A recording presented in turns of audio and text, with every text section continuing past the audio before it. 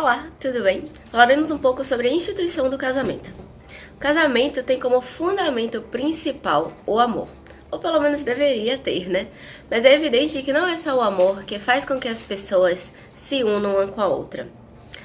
Dividir alegrias, dividir momentos de tristeza, de dor, compartilhar as lutas diárias, compartilhar os sonhos, são uma das razões que levam as pessoas a se casar. Sabemos que existem várias outras, mas essas são as mais comuns.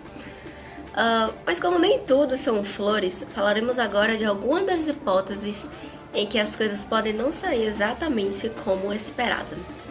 O casamento é uma instituição e, como tal, tem suas garantias tuteladas pelo Estado.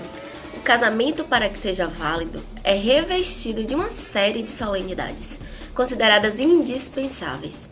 Inicialmente, os interessados devem dirigir-se ao cartório de registro civil a fim de dar início ao procedimento, denominado habilitação para casamento, onde serão apresentados os documentos que são exigidos pelo artigo 1525 do Código Civil. Simulação de autoridade para a celebração de casamento, disposto no artigo 238 do Código Penal, e o texto do artigo traz que atribuir-se falsamente autoridade para a celebração de casamento. A pena é a detenção de 1 a 3 anos se o fato não constitui crime mais grave. O bem jurídico tutelado é a normalidade da ordem jurídica matrimonial. A título dos sujeitos da classificação, nós temos que o sujeito ativo será qualquer pessoa e o passivo será o Estado e, secundariamente, os cônjuges contraentes do casamento. É crime comum, formal, já que não exige a produção de resultado para a consumação do crime.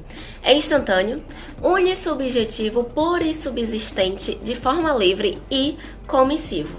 A conduta será a de atribuir-se, ou seja, auto-intitular-se, autoridade competente para a realização do casamento.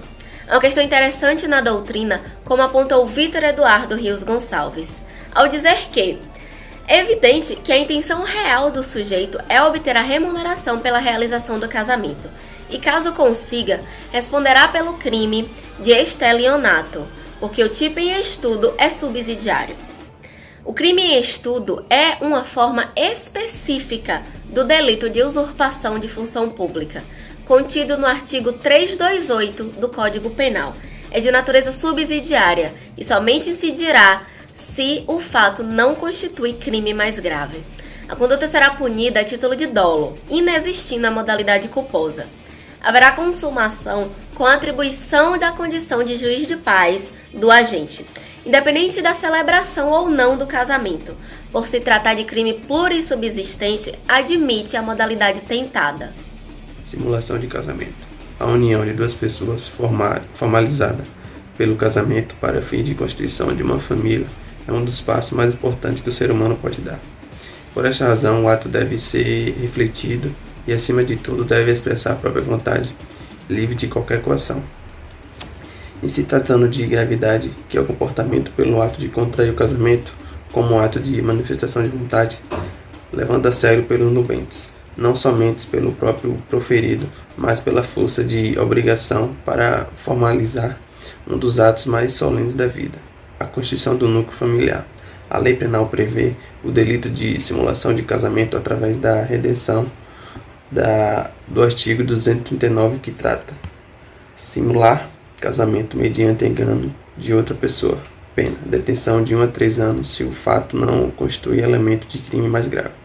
Com a simulação do casamento, o agente que nesse aspecto figura no polo ativo engana o outro contraente, que acredita estar realizando com seriedade e de maneira que a norma prevê as determinações legais o ato solene do casamento.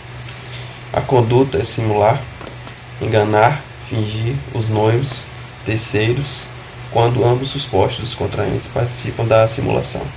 Por se tratar de crime comum, tanto em relação ao agente ativo, que pode ser qualquer pessoa do delito de simulação, exigindo a norma nenhuma qualificação ou conduta especial por parte do agente, quanto ao agente passivo, que é a pessoa enganada e a pessoa do Estado, trata-se de um crime comum, formal, instantâneo, unissubjetivo, plurissubsistente, forma vinculada. A consumação do ato deletivo ocorre na simulação de qualquer ação em relação à celebração do casamento, em relação ou não do agente alcançado à simulação do ato considerado culminado. Assim, uma simples apresentação do casamento para pregar uma peça em alguém não caracteriza infração penal. Se o sujeito tem finalidade de obter a vantagem econômica, deve-se ressaltar que esse delito, assim como o anterior, é de caráter subsidiário, restando praticado o crime de estelionato. Se a finalidade é obter vantagem sexual, a conduta praticada será do artigo 215, qual seja, violação sexual mediante fraude.